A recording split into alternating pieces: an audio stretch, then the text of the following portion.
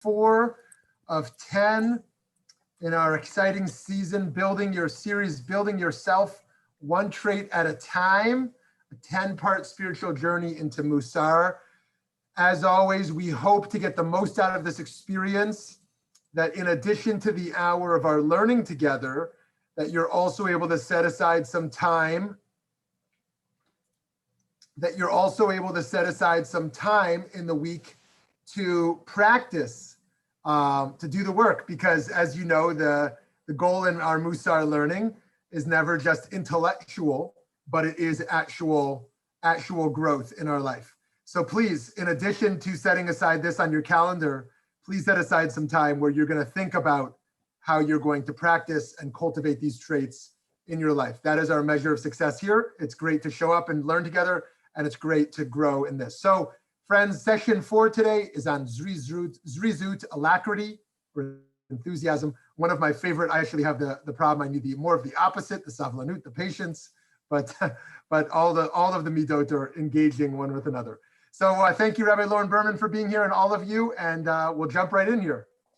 Thank you again, Rav Shmuley. I was actually going to say, if there's one person who I would say is an expert in Zerizut, or as you say, has maybe too much of it, that would be you. I remember Shmuley came to speak to us from rabbinical school and talked about his very intense schedule, and very orderly. It was quite impressive. There's a lot we could learn, and of course, everything in good measure. Welcome back, everyone. It's nice to see you. To our listeners, first timers, repeat learners, again, welcome, everybody. It's nice to see you. As we've been doing the last couple of sessions, I want to start with a brief review. Chazara, review is very important in all learning and all Mussar of what we've been covering in our series so far, especially if this is your first time with us.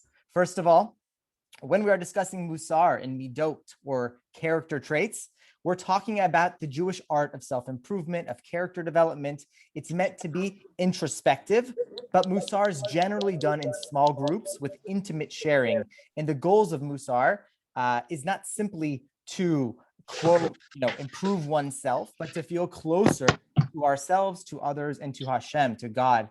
In our series, as Rav Shmuley said, we're mostly learning Mussar, I would say, rather than doing Mussar, with the hopes that you feel inspired to delve more deeply into the middot we're exploring on your own, or with a Mussar Vod or a Mussar group. The first midah we looked at was hitlamdut. Let's turn it here. There we go. The first midah we looked at was hitlamdut. We said that this was a beginner's mindset, mindset of curiosity and learning from everyone and everything. And the anchoring text was from Pirkei Avot, from the teaching of Ben Zoma, Ezehu Chacham, who is the wise one? The wise person is the one who learns from everyone, including and especially those we think are less than us. Next, we discussed anava, which is often translated as humility, but that word humility is loaded with notions of lowliness or rejection of honor.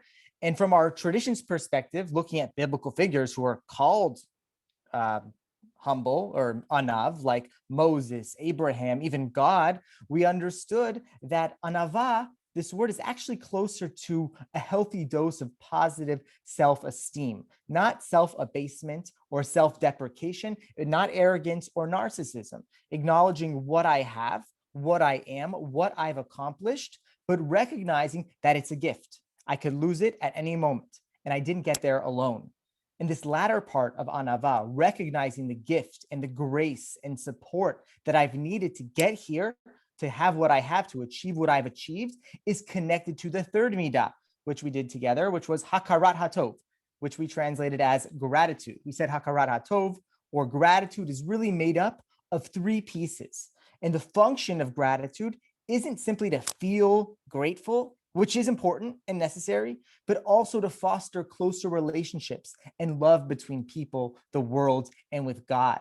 We said that step 1 in hakarat hatov, or gratitude, is, well, hakarat hatov, literally recognizing the good that's already there. The things that are bad or that need improvement are really too many to count. It's so easy. The hard stuff, until you really develop a muscle for it, is seeking out the good and finding it, no matter how small it might be. We spoke about Marie Kondo and the Kutzker Rebbe and saw how they really saw the good even within inanimate objects and how those items had served them. In fact, they even thanked those items. And that takes us to our second stage of Hakarat Tov, or gratitude, which is actually thanking. Once we recognize that there is good in our lives, we express thanks for that good. We call that hoda'ah, or praise, or thankfulness. And like the verse, Hodu Lashem Ki Tov, right? We thank God for God is good, right? We looked at how Adam, the first Adam in the Garden of Eden, he was ungrateful for Eve, and how Leah, our matriarch, that despite her not being loved by Jacob, that she thanks God for the gifts that she had, and she named her last son Yehudah, or Judah, which is directly connected to this word thanks, or hoda'ah. And that's where we Jews get our names from, as we descend from Judah. So we, the Yehudim, we are, in translation, we are the thankful ones. And the last step, which we didn't really go into detail, we will another time, is chesed, kindness. That gratitude is noticing, thanking, and then paying that good forward with chesed, with acts of kindness. Gratitude is not simply a feeling or an individual endeavor. It has to flow outwards. And when there's more kindness in the world, there's more good to notice. And when there's more good to notice, there are more opportunities to express thanks for that good. And then the cycle repeats. So this act of chesed is an action. And though it might make sense for us to more deeply study chesed first, again, don't worry, we're going to get there at some point. Rav Wolbe, in fact, in Ale Shur has like 20 pages on it. I think he has like 17 different stages of kindness. You would think, oh, be kind, that's enough. No, Rav Wolbe is like, no, this is actually very important and quite detailed and quite a difficult trait to develop. But today we're going to focus on Zerizut. It sounds it's a little bit of a mouthful. Zerizut, or Zrizis in some circles. Zerizut or Zerizut, I'm just going to, pronounce it however I'm going to pronounce it in the moment. This is the midah, this is the trait which seeks to help us plan, to execute, and to complete any given action. It's about action, planning, executing, completing. This is what Zerizut is about. How are we going to translate it? Well, it's particularly hard to translate, this one. All translations are interpretations, but here especially. And there is an SAT word that a lot of people will use to translate, Zerizut.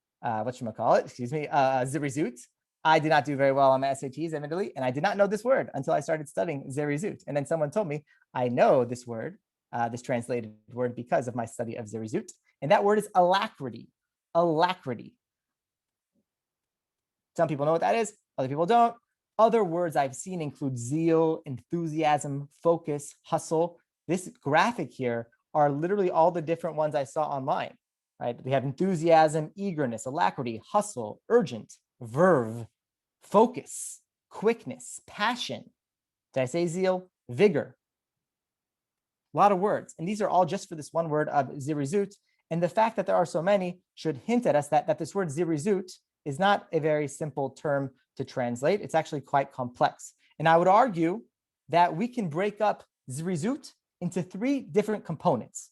These aren't necessarily three stages of getting to Zerizut, but we might think of it that way.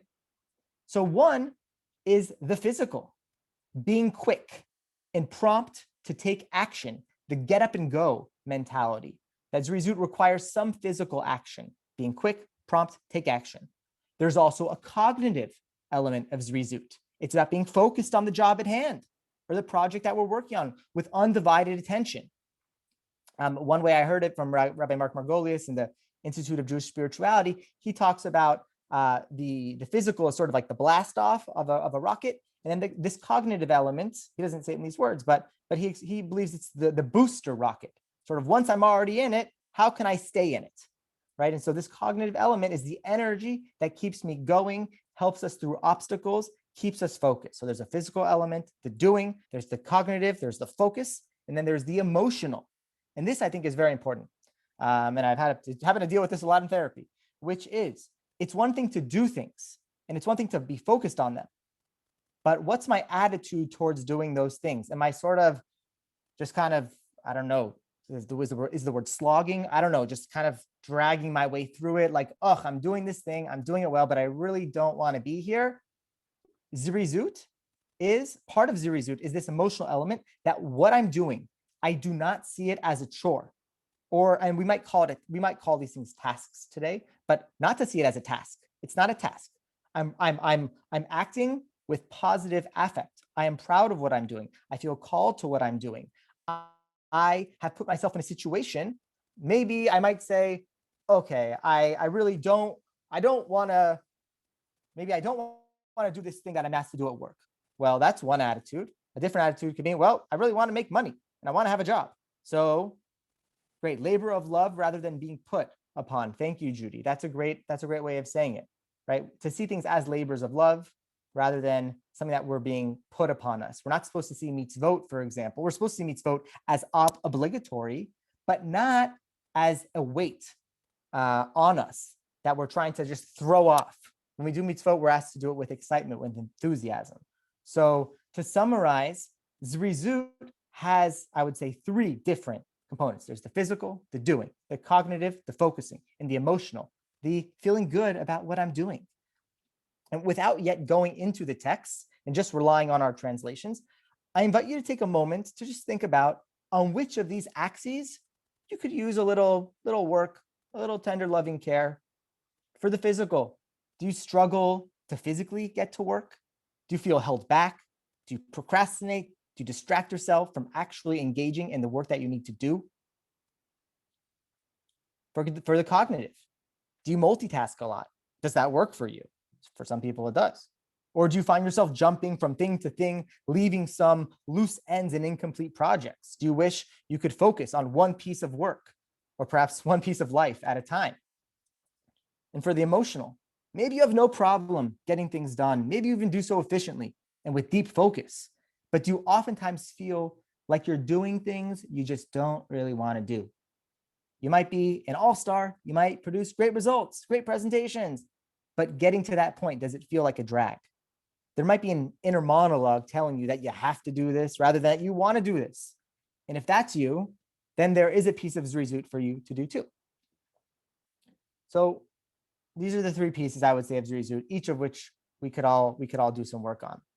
So for now, for our purposes, let's translate Zerizut either as alacrity, zeal, or enthusiasm, depending on our mood today.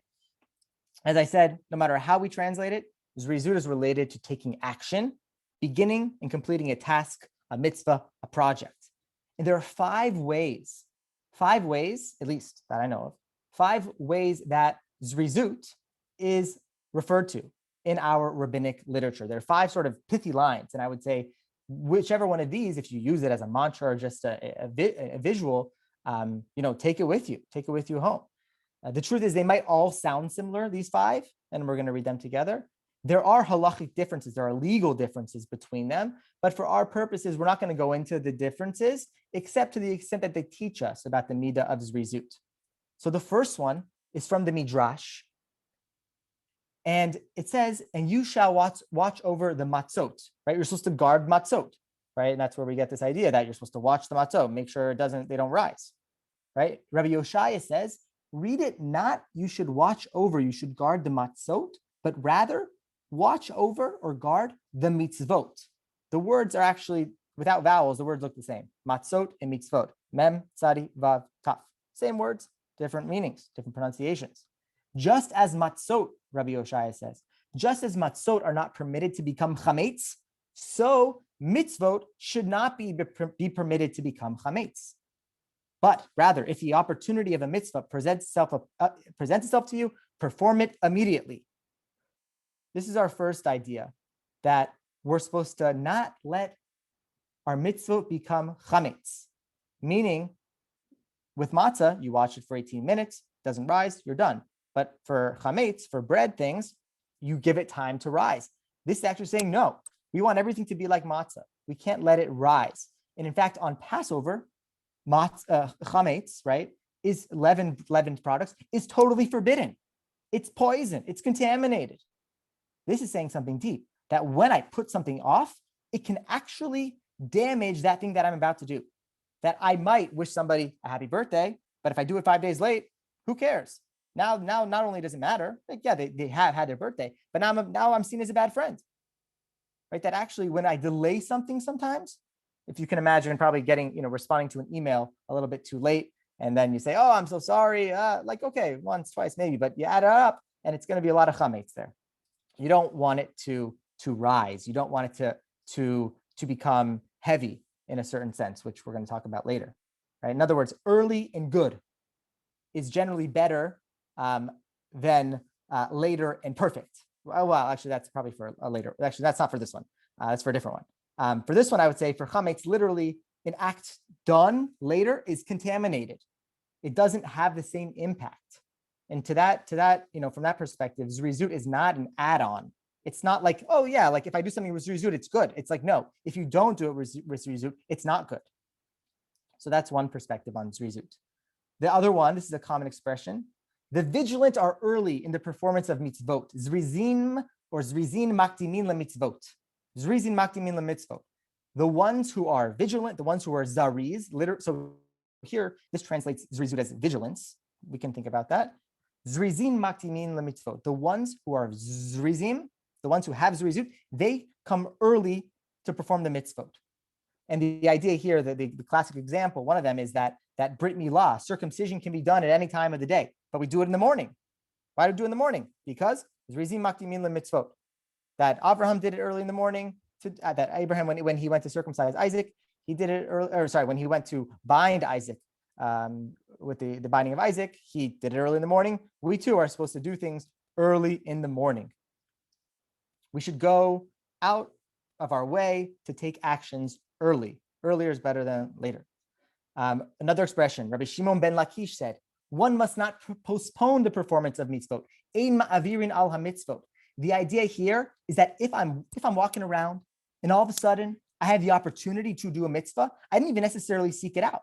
It just happened to be in front of me. I should do it right then and there. Sometimes we get asked to do things at work, right? And we weren't planning on doing it. Or maybe there's a shiva call. I wasn't planning on going to the shiva call, but it came to my hand. Once it comes to me, there's an obligation to do it, especially if it's going to take a short period of time. I should just do it now. And not only that, this principle tells us that if I'm doing one mitzvah now, then if another mitzvah comes, or this is in part what it's teaching, if another mitzvah comes, I should finish the one that I'm doing right now. Finish the task at hand. Don't pass up on the opportunity, on the mitzvah that I'm doing right now in favor of another mitzvah. You can think about if you're at a cocktail party and you're talking to somebody, and then a better person, a cooler person, more popular, successful person walks in. Am I going to just drop the person and go to this person? No, I'm going to finish, the conversation I'm having right now and be in the moment.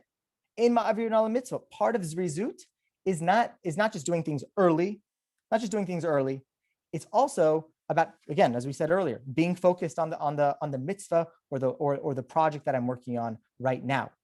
There's always going to be time to do things later. Well, not always. In fact, that's what we're going to see next. The next text from the Talmud again says we do not delay the performance of a mitzvah. Shihui mitzvah lo mishtahinan. These all sound the same, but as we go through it, we can see there are different nuances. We do not delay the performance of a mitzvah. There's a risk. There's a risk of losing opportunities in the future. So do it now. And lastly, beloved is a mitzvah in its time. Chaviva mitzvah b'shata. That if there's a chance to do something now, but I could also do it later, perhaps even in a better way. There's a debate about this in Jewish law, but there is a position that says that it's better that I do the thing now and it be good enough than to put it off and do it later when it would be even better. That's something that we can think about, right? There's the idea of perfect is the enemy of the good. That might seem to be what this is saying here. So these are 5 languages of Zerizut. Okay. Next, what I want us to do is to think about, to sort of zoom out before we zoom back in, and to think about the idea of actions, because Mussar really is about not just meditation, introspection, but it's about action. Zerizut is both an attitude, as we talked about, and a mindset, but it's most commonly associated with action. So before studying Zerizut, we need to understand the deep significance. Why should we be focusing on action in the first place? What are the practical and spiritual impacts of action?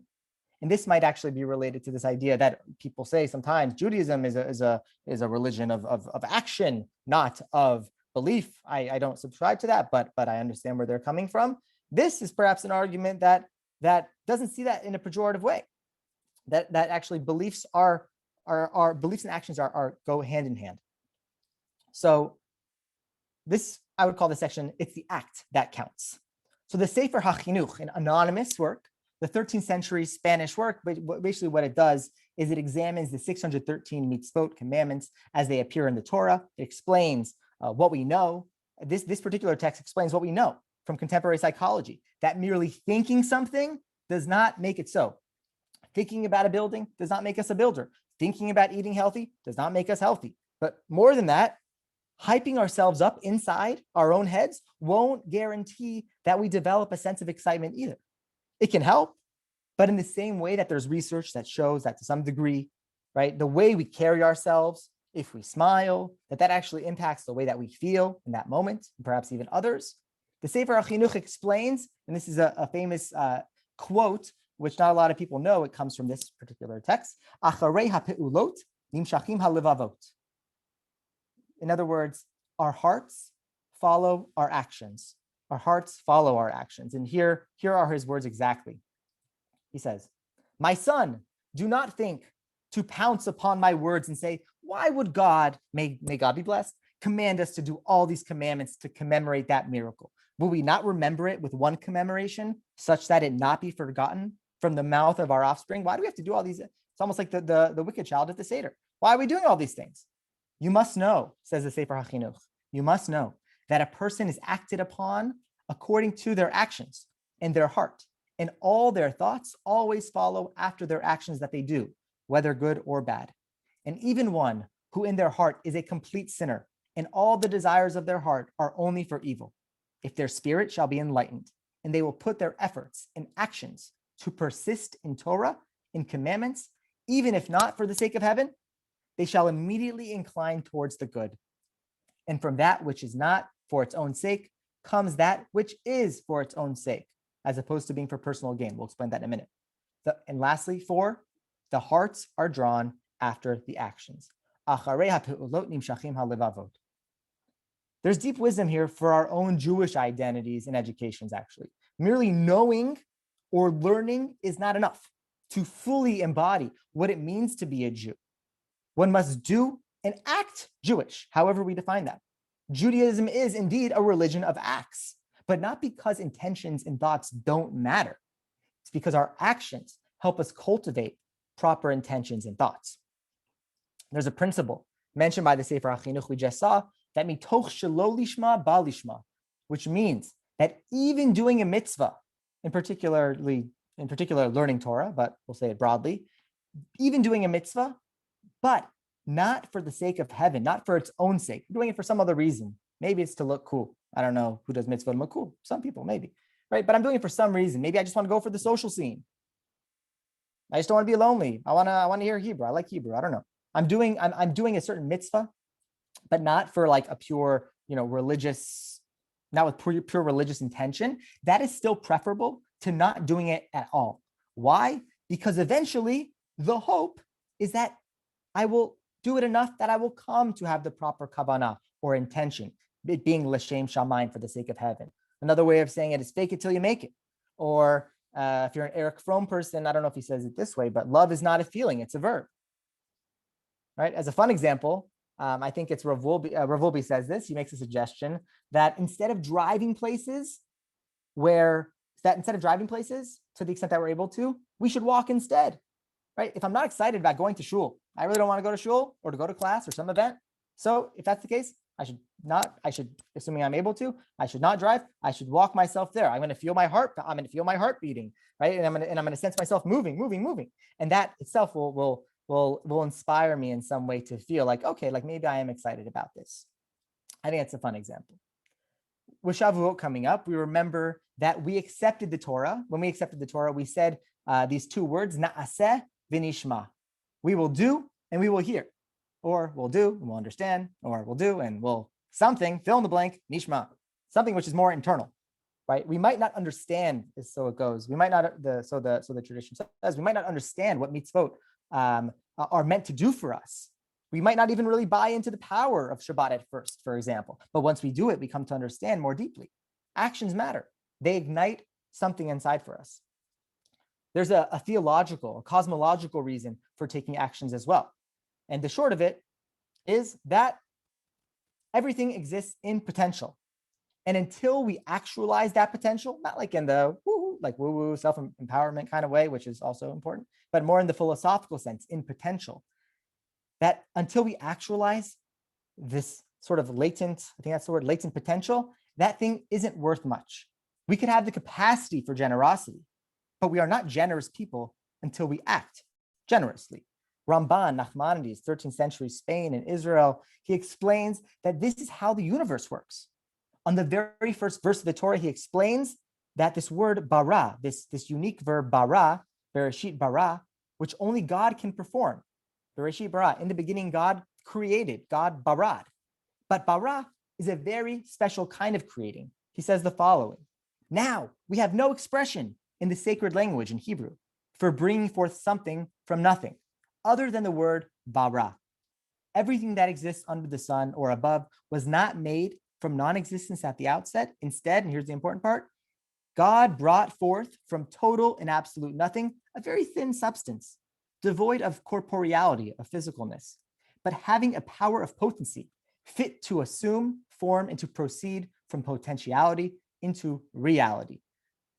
Very philosophical. If I'm understanding the Ramban correctly, I'll say it in my language. He's saying that in the beginning, there was nothing.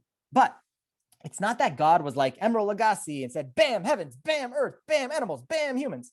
Rather, there was one bam, perhaps the Big Bang, call it the Big Bang. And that this was a tiny sliver of concentrated potential. And that is what God used as like the raw materials to pull from to create the world. The whole history of the world on this read was already in potential on day one. And day by day, God actualized this potential by creating with it the world as we know it. Had God not taken action, had God not had Zerizut, we would have nothing. The fact that God created a substance of potential is immaterial.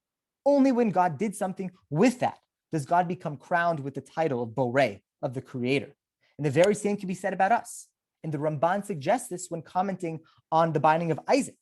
When Abraham was commanded to offer up his son, Isaac, up to God, what the Ramban says is, on the part of the one, blessed be he, who tries the person, who tests Abraham, it is a command that the one being tested should bring forth the matter from the potential into actuality, so that he may be rewarded for a good deed, not for a good thought alone. God knew Abraham believed. There wasn't a question about that. We see Abraham doing kindness for the angels, a great action. Indeed, the sages learn that since Abraham kept God waiting while he was entertaining the angels who came to the tent, we learn that it's more valuable to take concrete action of welcoming physical guests than welcoming the incorporeal, this not physical presence of God. But that wasn't a demonstration of Abraham's belief in loyalty towards God. No, Abraham had it in him. He was a monotheist at heart, but God needed to see it materialize in the world before putting God's trust in Abraham and his progeny. Once Abraham took his good intentions, his thoughts and prayers, if you will, and actually did something about it, Abraham truly introduced monotheism into the world. He showed us thoughts and prayers were not enough. There maybe have been monotheism in the hearts and minds of people, but not yet embodied and externalized in the way that Abraham did. This helps us answer maybe a question of why God chose Abraham. Why did God choose Abraham? Because Abraham was a person of action. Abraham had Zerizut. And that perhaps is why God chose Abraham. And the same for the world and for Abraham can be said of us. We have these soul traits inside of us. Some we've learned already, others we will learn about, and still others we will never get to. We have passions and talents and dreams and something unique in each and every one of us. We are made, after all, right, in Tselem Elohim, in the image of God. But in the same way that God had to create the world from a thin substance. Yes, Judy, I want to pause. I was going to say it and I didn't for time, but yes, Abraham ran to welcome and serve the messengers. He ran to get a calf to serve them. And the youngster who prepared it, rushed. And Sarah also rushed. We cannot forget about Sarah and all the work that she had to do. Absolutely. Totally. Zerizut. And interestingly enough, I think we need to sort of think about this, but Abraham was recovering from a minor surgery at the time, an invasive surgery known as Brit Milah at the time. And he was an older guy at the time. And nevertheless, he was sitting there ready to greet people, was running around. I think we need to think twice about the balance of self-care and knowing when I should be serving others and taking action, when I need to rest. That's an important question. But Abraham does show us that oftentimes actions are not particularly comfortable, certainly not at first, but there is a payoff. Thank you, Judy. So as I was saying, that the way that God created the world, right, from this thin substance, and how Abraham had to demonstrate that he was more than a person of good intentions, we too are tasked to not let these abilities and aspects of ourselves go to waste. It's as if God has invested something in us, and God wants to see a return on this investment. It's to our benefit too, of course, but only when we do something with it. I don't know if this image will speak to people, but I was thinking about it, and that when somebody gets paid for a job, somebody's getting paid for a job. If you're an employer, you want to make sure that your employees are working, and when you're an employee, you want to honor your manager or your boss by actually doing the work that you're supposed to be doing. And I was thinking about how does that apply to us from the perspective of God, right? Like if we, in a sense, are Ovdei Hashem, we are servants of God, right? We're worshipers of God, and we have these roles or we have these callings. What does it mean if we're not doing our job? Like we're on the clock right now. So I was thinking about something like that from this perspective. So this all might sound like a tall order. Take action, create a world, be like God, be like Abraham. Easy enough. No. But seriously, where do we start? Where do we start?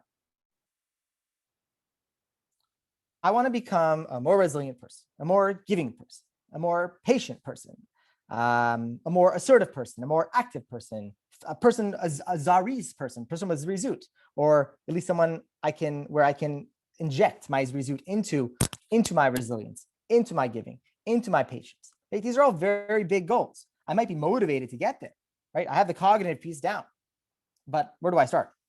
So sometimes our goals are either too amorphous, too undefined, or perhaps they are clearly defined. And I can see the peak of the mountain. I know where I need to go, but the hike, the hike is exhausting. Just thinking about it, it's too exhausting.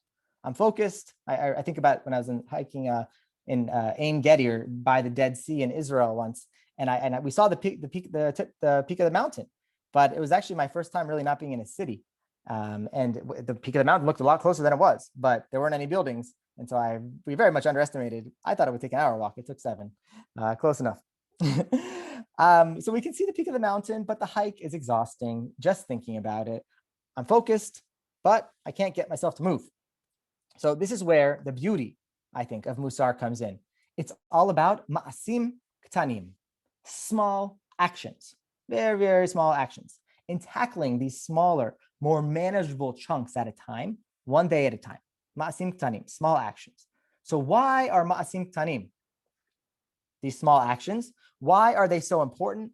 Perhaps why are they even preferable to these large radical changes? Rav Wolbe presents a few reasons in Alei Shor. First, regarding the world in general. We're always starting at the structure of the world before going to the structure of the human. He notes that the world itself is made up of atoms, tiny little atoms, which are invisible to the naked eye. We too are a part of this world. Our spiritual lives and how we develop are similarly made up of very small atoms, small actions and habits developed over time. And enough of those small things creates a bigger thing.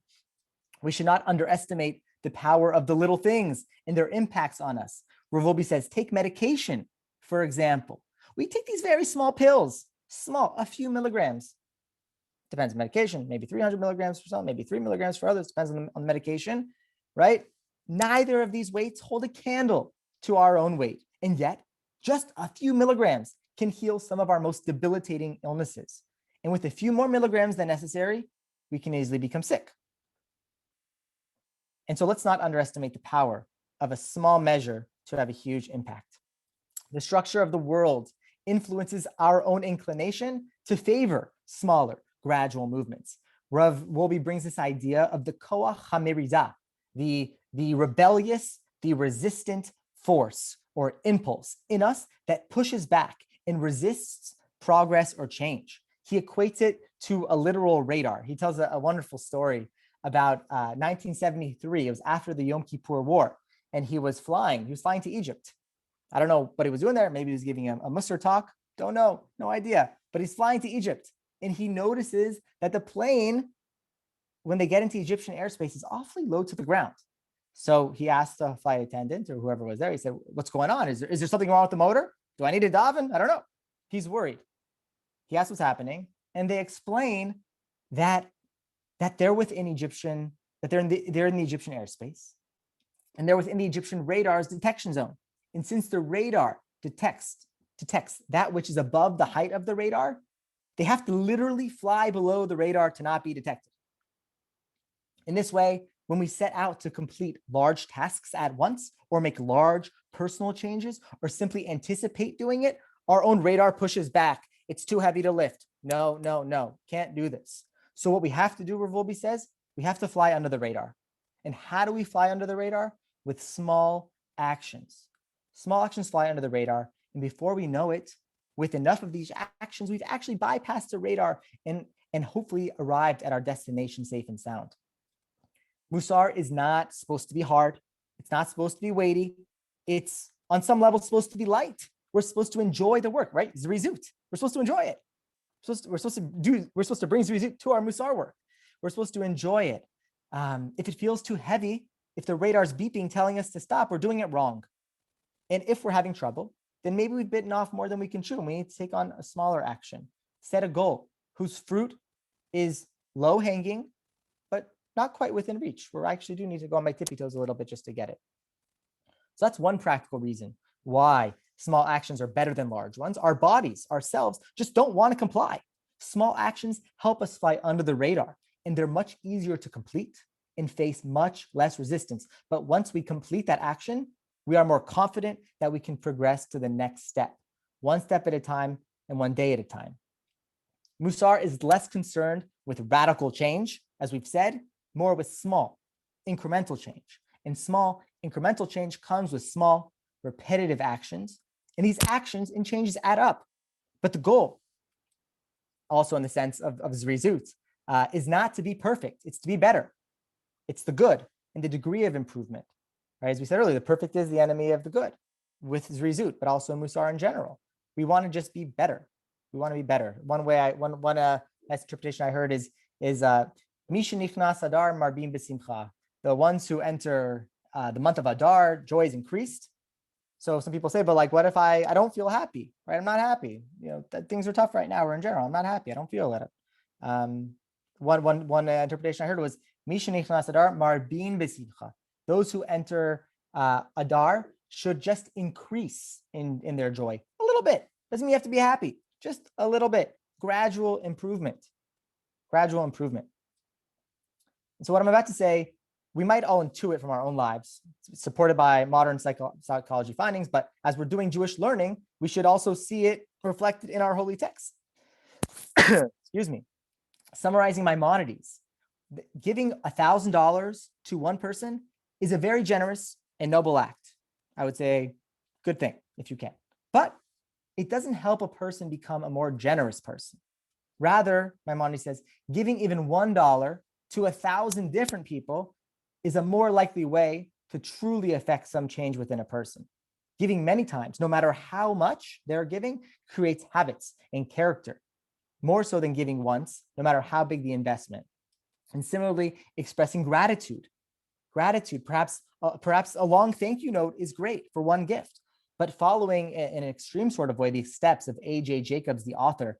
I don't know if you've seen his book or his TED Talk. He literally thanked thousands of people for his cup of coffee. He went across the whole entire value and supply chain from the farmers to the people who made the roads, to the people who manufactured the trucks, to the people who made the coffee machine, to the people who made the plugs, everything, anybody who somehow contributed to him having that cup of coffee on, in that morning, he thanked them all. That, I would say, is more likely to increase one's gratitude in a person's life, because it becomes part of a person. When I give regularly, when I thank regularly, I become a giving, thankful person.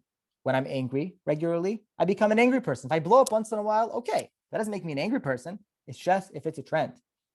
The frequency with which we take an action, that helps us define ourselves. So that's the second practical reason why in Mussar, that small acts are more valuable than large acts. First, as we saw above, because they're easier and they face fewer obstacles. And second, as we explained here, slow and steady wins the race. The personal work we engage in will be more sustainable and more effective when it's done bit by bit over time. And we've seen the power of action to create worlds, to create internal states. We've seen that smaller actions have more staying power than larger ones. Okay, so in our remaining time before opening up to the floor, how can we conceptualize the Zerizut more tangibly? I would say, just like we have I did sort of make this spectrum up, so I hope it follows correctly. So we're all doing this together. Zerizut, I would say, falls between laziness and mania. We're always trying to find a balance. Remember, we saw anava is between like self-deprecation and narcissism.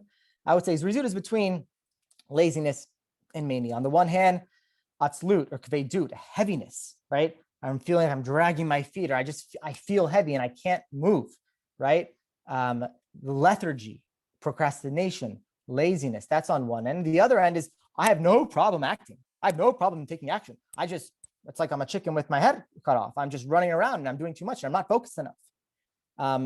Although I would say that this can also lead to stifling in a way if I'm ruminating, if I'm very anxious a lot, if I'm always overanalyzing things, that I would say is probably closer to this non-clinical, manic state in a way, in the sense that I'm stressed, I'm moving, right? It's not that I'm feeling nothing. It's just that I have so much going on and I don't know where to start.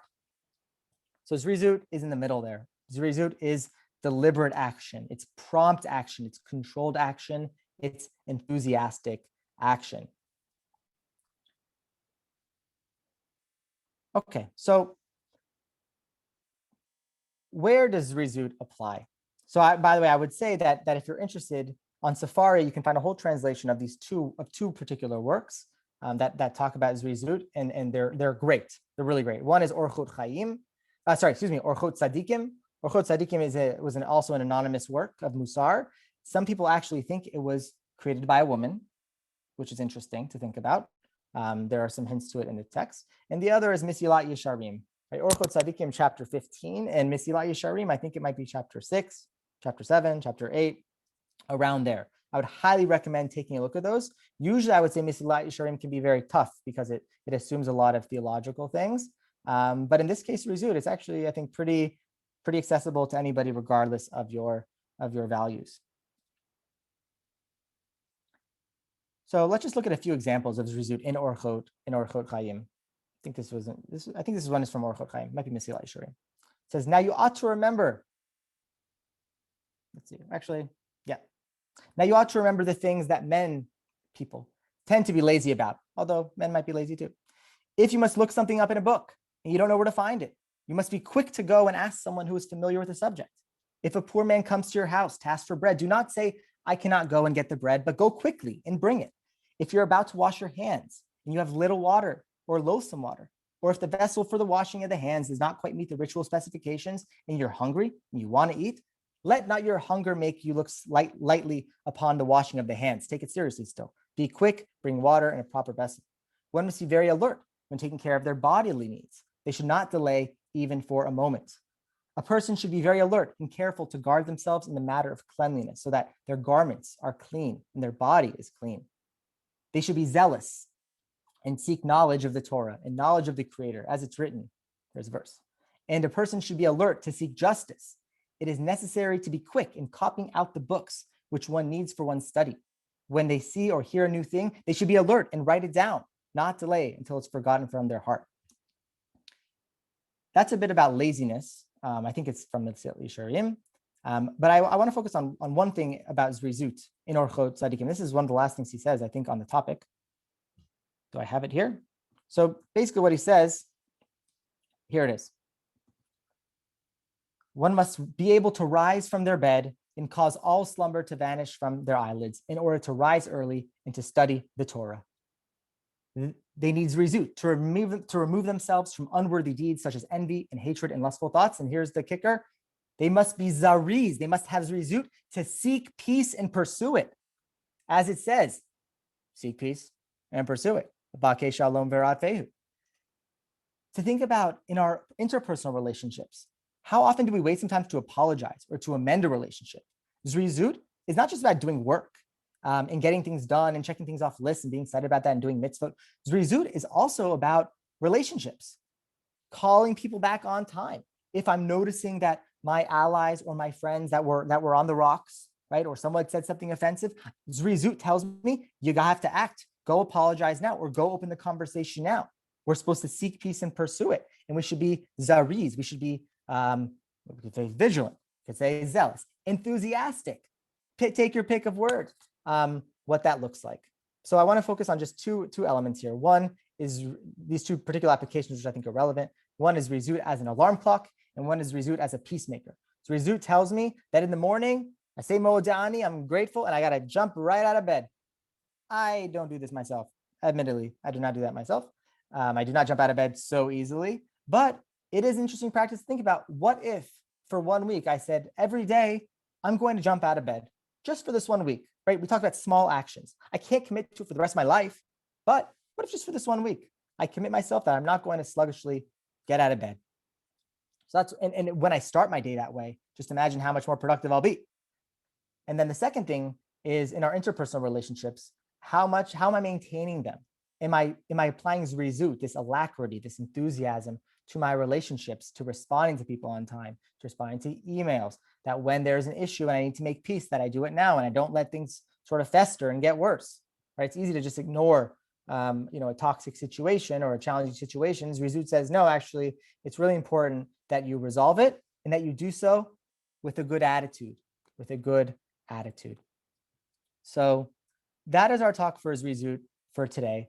Let me open the floor and see sort of how did this land for you? Are there certain things in your life that you feel like I could be, more passionate about or more quick to complete or more focused? Want to leave it broad because we saw that there are at least 3 elements of Zerizut, the physical, the cognitive, and the emotional that we want to work on. Curious to hear from folks where you feel like this could apply in your own lives. You're welcome to just unmute on your own. No need to raise your hand or anything like that.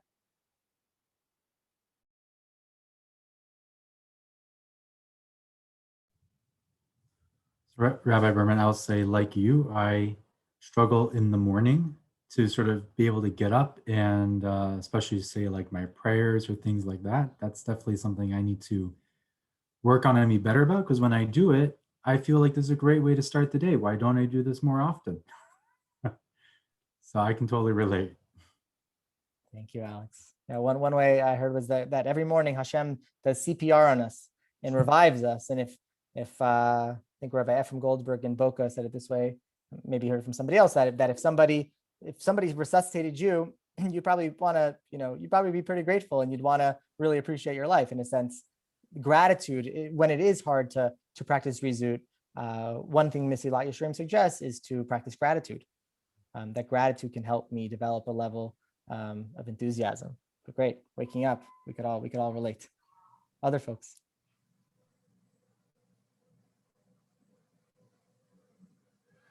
I wonder if the Mussar teachers talk at all about the relational dimension of Zerizut, because it feels a little bit individualistic. I mean, a lot of Mussar can feel that way. Let me give an example. Let's say you have a life partner, you have a spouse or the like, and you move at different paces, right? How do you kind of balance that pace? Or let's say you're a community leader or a community activist, and you kind of understand the urgency before the community, so to speak, does, and you're ready to go, but you'll be crazy to them if you're ready to go and they're not ready to go, so you got to slow down. So how do the Mussar teachers think about the relational component in thinking about one's own pace? It's a great question. I don't know if I have a great answer. As always, the question is better than the answer. I might say that the Mussar, thinkers do tell us you need to be careful. Don't go too fast. They say if you go too fast, you can trip. And I think that if we are going too fast and we're finding that in relationships, sometimes that Zerizut might actually be interfering in a way. On the one hand, we might say that, okay, well, that person needs to speed up. But it might be either I need to sort of hold their hand and bring them along, or I need to slow down. I think it also depends, of course, on what the issue at hand is. Some issues are just more urgent than others. Zerizut, they do talk about how Zerizut is not a personality trait, that people are Zariz in this and not in that. Rav Wolbe talks about some people are Zariz in their Talmud study, but are not Zariz in their Mussar study. Some people are Zariz in doing Chesed, and some people are not Zariz. Those same people are not Zariz in doing Tefillah or something like that. So I think that there are times where we can sort of allow ourselves to be Zariz, to have Zerizut in some parts of our lives and not others. That's what I might suggest. Don't you think there's the balance issue between Zerizut and Savlanut, the patience, and really Anava, because you have to be humble to take a look at the other person's point of view. Many times we don't know what's weighing on other people. We can attempt to whip up their enthusiasm, but if they're worried about paying their rent, there's only so much they can get excited at. They have only so much bandwidth. And there are people who are struggling with invisible things that we don't know about, like mental health issues or, addiction or other things like that. So we can be enthusiastic, but we can't be tapping our watches and saying, you've got to keep up with me. Yeah, that's a great point. Definitely. We've been on lockdown, it feels like forever. And it's hard to have any series do when every day is the same. I mean, but Lauren, I'm sorry, it's hard to hear you clearly. Oh, I'm sorry. I forgot I put on my. Much better. Thank you. I apologize, my mistake. When every day is the same, because we're on lockdown, you can't go out and do very much. My day is on Zoom, but it's hard to have much Zerizut. I mean, I keep saying, since the winter, my spirit animal is a sloth. It's just, so I'll clean the floor tomorrow. Why should I do it today? It'll give me something to do tomorrow. It's really hard to get in gear. Yeah, I want to just to sort of validate that. I would imagine other folks have more insight, and probably their days are probably more similar to yours than mine might be, who are in this group. So I want to sort of say that. I think that even though there is this teaching that we should be, we should get up like a lion in the morning to praise God, and even though there are these teachings about we should be, strong as a leopard, swift as an eagle, fast like a gazelle, etc., or that despite that, I don't think we need to be those things always. I think it's okay to be a sloth. And I feel like this goes back to what I said earlier. I think about how Zerizut, it's not a personality trait that needs to be for all across the board. I wonder if there are certain small things. Again, that's why I started off talking about small actions, very, very, very small actions that you can say, I could maybe, if I can find just a tiny bit, a little bit of oil, a little bit of energy, if I can just find that for one small thing in my day, how would that make me feel? Could I do that? You say that every day is the same, and I certainly know it feels that way. It does for me. I haven't been outside in 3 days, I realized. And I think gratitude is one of those practices that if a lot of people feel, I don't always feel this way, but every day is a gift, one day at a time. I think especially now of all times, if you've known somebody who's gotten sick or has passed away, life is a gift, and that is hard to internalize. That's where I think sometimes these small actions can help us get to a place where we feel that way. So I don't know if other people, I don't know if that's helpful for you. I don't know if other people have more insight here. But again, small actions, small moments of gratitude, not trying to feel like this is a whole project, but just little tiny things you can do. Rabbi, I wanted to just share one thing that, I'm involved in the community, and I've kind of taken it on my own to help like Jewish singles connect with each other. And I planned a conference a couple of years ago for Tu B'Av, which was in August. And as I was sharing my thoughts with people about this, I got a lot of negativity. Who would want to come to Phoenix in August? And, how realistic, et cetera, et cetera. So I feel that if, and we did do it and it was successful. So how do you counterbalance negative feedback with some of your ideas when you have a passion for it, just like a kid? A young adult wants to do something and their parents poo-poo it. So what does that adult do? Does that child continue on with his passion and enthusiasm, or does he let reality sit and let all the comments influence him and let his dream go away? You said Rabbi, so I'm going to deflect actually to, I defer to Rabbi Shmuley because I feel like this is something that Rabbi Shmuley's work is. I could be wrong, but working with communities who might not be on the same page, who have different priorities, different positions sometimes. I don't know. You could kick it right back to me, but I feel like you have a lot of experience with Randy didn't sign up for a class with me. She signed up for one with you. So I'm going to kick it back to you. Yeah. I'm afraid I don't have a great answer. I can only say I think it's important to try to speak to people's passions and interests. I guess in the Hillel world, they say meet people where they are. I think there is a balance though, again, as a leader, right? Meeting people where they are versus, helping them get to a place where if they've enlisted you and if they've hired you and they trust your leadership. If I could add one thing, please. I like to quote Ruth Bader Ginsburg, who quotes her mother-in-law saying it's helpful to be a little deaf sometimes, which is that you don't have to listen to every piece of feedback. And I think actually a big piece of Jewish wisdom is to learn what parts of contemporary times do we want to learn from and have Judaism adapt, and what parts do we want to kind of not adapt. And so too, like what parts of advice are helpful and we want to adapt, and what parts do we want to filter out. I think this is like a huge topic of what to accept and what not to accept. So most certainly not answering it, but just kind of elevating the importance of the question for the Jewish community and for us as individuals. I think that. Thank you, Randy. If Yes. Most people are not visionary, and you have a vision. If you believe in your vision, like Herzl, nobody thought that what he had to say was great until they established the state of Israel.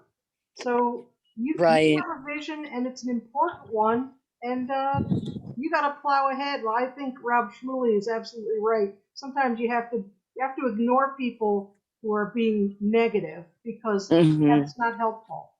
Right. Okay. Thank you. Time for one more question here. Or thought.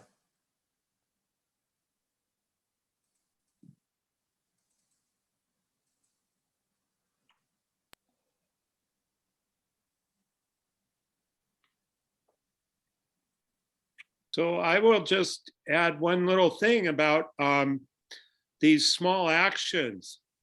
For the first time in a year, I went out to lunch last Sunday with a friend of mine at a restaurant. And when I got back from that, it was just like the biggest thing, just going out to lunch. So, I mean, as we get back to life and get back, these little things are going to seem huge. So I just wanted to add that. Thank you, Yehuda. I love that. And maybe we can be, and maybe Lauren, to your point, maybe Zerizut can be, maybe the target of my Zerizut might be how can I make, just like we want to make Shabbat different from the week, how can I make today a little bit different? How can I make today a little bit different than yesterday, right? So it could be going for a walk, right? It could be, right, like thinking about how, applying Zerizut here. It's not just how can I be a more Zariz person, but how can I apply Zerizut and take action to actually make my day a little bit different. Maybe that's something to work on this week. One of the many things I learned in this session was I think Zerizut is normally taught behaviorally of how we act, but I appreciate you bringing in the enthusiasm component, and how we cultivate that emotional realm as well. So friends, let's continue to have enthusiasm for our learning. And next week is compassion. Passion, good. Focusing on the self, by the way, but you'll come and we'll see. Thank you very much, Rabbi Loren, and thank you all for joining, and we'll see you next week, hopefully.